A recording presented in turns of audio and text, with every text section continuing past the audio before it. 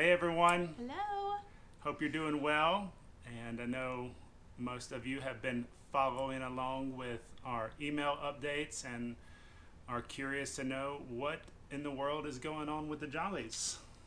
And so there's a lot of details that would just be easier shared in a video than trying to type it all out. So we're going to try to keep this to 5 minutes and let you just watch it. And then if you have any questions to follow up, you can follow up with us. Sounds good. So I'd like to start with what really led us to sensing some type of transition. And as a lot of you know, we've been here in North Carolina for 7 years. We've been just developing our property here into a place of rest, renewal, and discipleship. We've done some discipleship residencies, some discipleship intensives, discipleship retreats. But in this season of life, we just started realizing a couple of things. One, when we have people here on our property consistently, it's very distracting for us and our kids and our family. And really, just some of our kids have just kind of expressed, that they just feel like they're not seen and that we just put the other people before them when they're here. And we've really been just kind of rethinking that and just wanting to just be open that having people here on our property consistently in this season of life may not be the best for us. Yeah, I Would was you? going to say when they were younger, it was way more fun and enjoyable to them. But as they've gotten older and um, just need more, I mean, I guess they always need one on one attention, but just needing different kinds of attention. And Yeah, so it's just kind of changed the dynamics in our family in this season. So, yeah. And living where we live, we're basically 45 minutes from any town other than gas station and a Dollar General that's only about 15 minutes away, thankfully. But the kids go to school in Cashiers, North Carolina. That's 45 minutes one way. Our church and the other town where Walmart, Lowe's, most all of the doctors, dentists, everything else that we do is 45 minutes another way.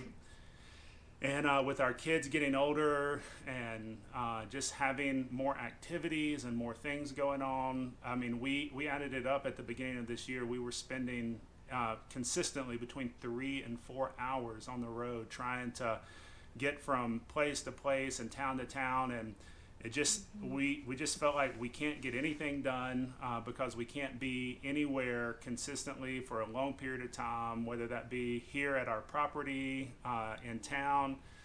And it's just, we have no community, we have no consistency, and we just sense that, this place is it just doesn't seem like it's the best fit for us in this next season. So that's led us to pray and just kind of seek the Lord. We haven't had a complete peace about selling this place. We still feel like there's a future for us here and our ministry here, but we're just trying to figure out, where we could go for this next season of life, especially with Anna. She's in her junior year, so especially for the next year, year and a half to really develop and strengthen our family and our relationship with her before she heads out. And so that's what had led us into sensing different things. And so we had been praying about just anything and everything. We were open and wanted to be open. I've talked to a church in Kentucky. I've mentioned this to different people for prayer, and just nothing seemed to be like a perfect fit. There were some things, but not everybody was excited about it. And just one thing we had been praying is that our whole family would be excited about it. And so out of the blue, I was driving back to Mississippi for Thanksgiving. Well, I say it wasn't out of the blue. We had been talking to this family in our mission organization, Dan and Tina. Tina Moyer, ever since this summer, when we were at our GSA retreat in Colorado Springs. They do ministry work overseas, and Adeline was really interested in going and Just, spending some time with them. just like a couple of weeks. We were just trying to work out something little. And so we had been talking back and forth, and basically just they were sensing that it just wasn't going to work out because they were needing to come back to the States, and so they just started praying and thinking and had this idea, and they sent us this message. And so I'll play you the message that we got a few weeks ago. Just the first little part. Hey, Jollies, how's it going? Tina's been talking back and forth, I think, with you guys a little bit, just about opportunities over here in Tanzania, but we're feeling a little bit of a restlessness because both of our daughters are in Chattanooga and in serious relationships. Our son is going to get into his last year of college, and we're like a bit torn thinking about, and it's our sabbatical year for GSA coming up in January, and yeah. But actually, we just thought of you guys and thought, wonder if you guys would be interested in doing a house swap. You come over and stay in our place for however long, a year or whatever, 6 months, whatever you like. And we use your place as a base if that's possible, or if not, we'll just get a house to rent in Chattanooga. So that was the very beginning of it, but he goes on to tell us all about their property, their place, their ministry. And if you didn't catch what he said Tanzania. And I knew that was in Africa, but didn't know a lot about it. Had to look it up on the map, do a lot of research. But just from everything we heard about their ministry there and their community there and opportunities for our kids there, everything from, riding horses to being able to, help teach English in the schools to the 18 different nationalities in their church, and just seemed like this is where the Lord was leading us. And the biggest thing is everyone in our family was on board 100%, including Anna, who we were, wondered if she would, be up for it. And she basically, said she had this thought about going to Africa. Seen a video and that week, and she had just been wanting to go and just do life with the little kids there. And Adeline had been praying to go to Africa, and Cole's really the only hesitant one because of the malaria. So we're taking precautions. No Chick-fil-A. Yeah. And so, we just prayed about it for a week, talked to our family, and everybody was just on board and excited about it. And so we've been talking back and forth with Dan and Tina. They're going to come here. They're going to stay in our house. They're going to use it as their base, be able to have their kids here and visit with them, and possibly even some ministry supporters and friends, and take care of things we have here. Although we are rehoming some dogs, which we needed to do anyway because we knew we wanted to travel more, especially with some of the discipleship planner stuff, which I'll tell you about in a minute. But it just worked out great. I mean, they have the perfect setup for us and our family there. We have the perfect setup for here. So we've committed to at least 6 months. So we'll leave at the end of January, actually January 21st. We bought our plane tickets on Monday and stay at least through the end of July.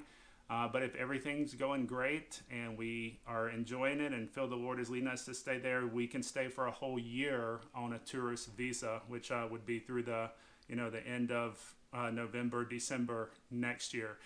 And we just really feel like this is going to be a time for us to grow together as a family, to experience new ministry opportunities and discipleship opportunities. And so we're really excited about it.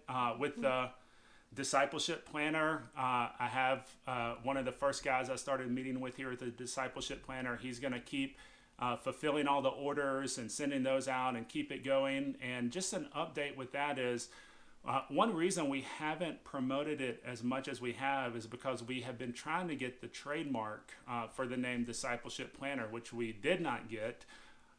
Because it's too close to something else.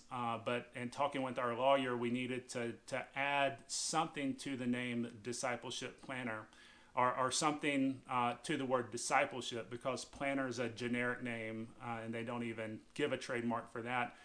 And so we came up, and he thinks that we'll get the name for the trademark, the Discipleship Project, and then that will let us develop a whole line of products, a daily planner, a yearly planner, a journal, a devotional, just anything that we feel the Lord leading us that will help be used for discipleship. But the trademark process is a long process, nearly a year. So it would not come through until sometime this spring. But while we're there, we can work on designing and developing the products and have all of that ready when we get back. We really feel like that's the future of our ministry in this next season, is these products. And we've been shipping planners out left and right the last couple of weeks. I mean, they're growing in popularity and just really from word of mouth with very little promotion. And so you can just be praying for that, praying for the trademark to go through, praying for us as we work to develop and design a whole line of products under the discipleship project.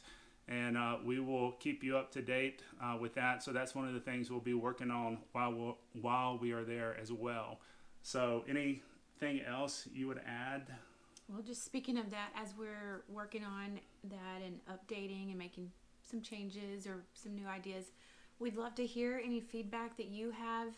If you've been using the planners for a while, we've already got some ideas after using it for a year or so. But yeah. I mean, a lot of people said they would rather have it in a journal type form than a planner form. We've had a Christian school say they would like one that doesn't have the weekend things and can go for a whole semester. Scholastic year, yeah. That they can use it more instead of just 3 months. So there's just a lot of different options, and we've gotten some great feedback. And so any thoughts that you have or any ideas for products for the discipleship project, we'd love to hear about that. So And sorry, we have gone way past the 5 minutes, but yep, the 5 turned into 15. But we once we get there and get settled, we can have guests. They have an awesome property set up with cabins and cottages, and they host different ministries. The good thing is I won't have to be in charge of anything. They have really worked to have it set up where they have empowered and equipped the local Tanzanians to run everything. And so we just get to kind of serve and be a part of it and just fit in where the Lord leads us to. But if you don't know anything about Tanzania, I mean, they have over 2 million visitors a year. It's one of the most visited countries in Africa for safaris, for big game hunting. That's where Mount Kilimanjaro is. It's more developed and safer than some countries in Africa. So we, feel that it's a good fit for us. They live in, what's the name of the town that's closest? Iringa.